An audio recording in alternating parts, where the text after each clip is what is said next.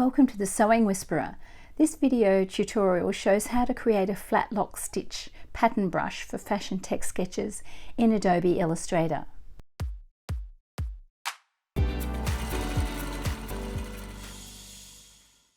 Now we're going to produce a flat lock stitch brush. So if you have a look at this example, this is the brush that we're going to create, and it has slightly different artwork to the cover stitch that we produced in the previous video. So a flat lock seam is found generally on exercise pants, and the seam is actually butted together, and it's created on quite a large industrial machine. It's not a stitch that you can produce on a domestic. You can certainly produce something that looks a bit like it, but the true flat lock seam is produced on an industrial machine. So this is the artwork I brought in that we're going to copy. I've set up a layer called flat lock, and we're going to get our rectangle tool, bring our stroke over, and we're going to make this grey.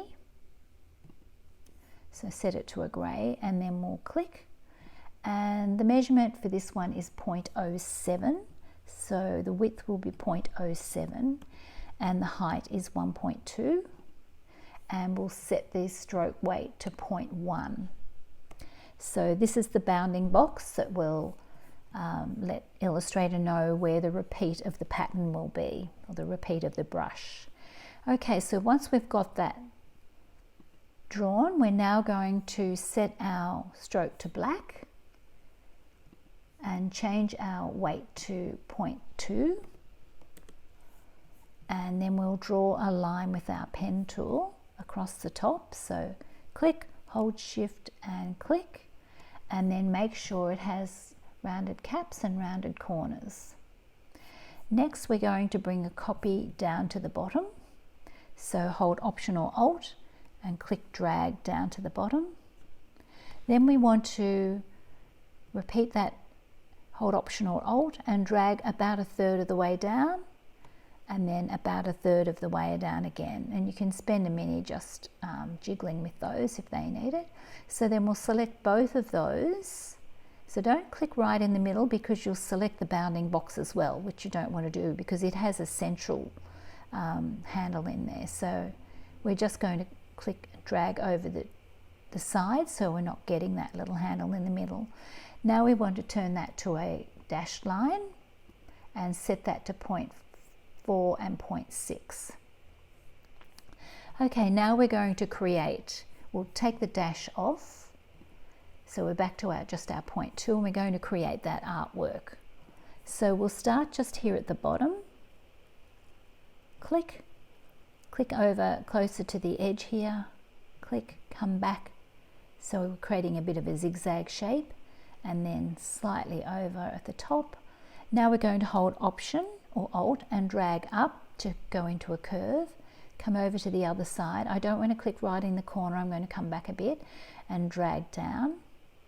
Then I'll click to remove that handle, go straight down to the bottom, and don't go straight, don't hold shift, I want that to go in slightly, and just click, and then click drag down, come over, hold Option or Alt, click drag up, and then just spend a moment having a jig of that if it needs a little bit of a fix up. So I think mine's a bit low here at the bottom. I'm going to push that right in the middle and push it up slightly.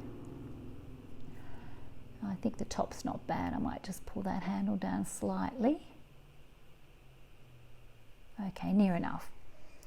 Next we're going to work on our bounding box. So we'll just drag over the bounding box. We need to remove, so there should be no stroke and no fill on the bounding box, and we'll triple check that that's at the back. It should be because it was the first object we drew, but we'll say Object, Arrange, Send to Back just to be sure. Then we'll select all of that artwork, click the plus in here, pattern brush, okay, we'll call this flat lock, and we'll set the outside corner to auto-centered and the inside corner to auto-centered, and we'll change the colorization method to tint, and okay.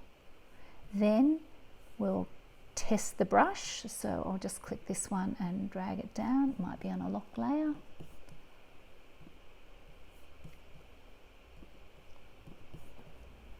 So select, hold Optional Alt, drag down to create a copy, and then click on the new brush.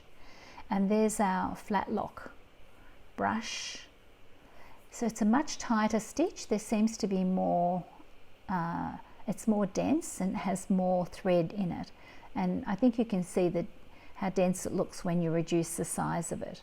So that's our flat lock brush created. I'll just put that back to 1. Thanks so much for watching. Please hit the subscribe button and give this a thumbs up if you'd like to see more videos.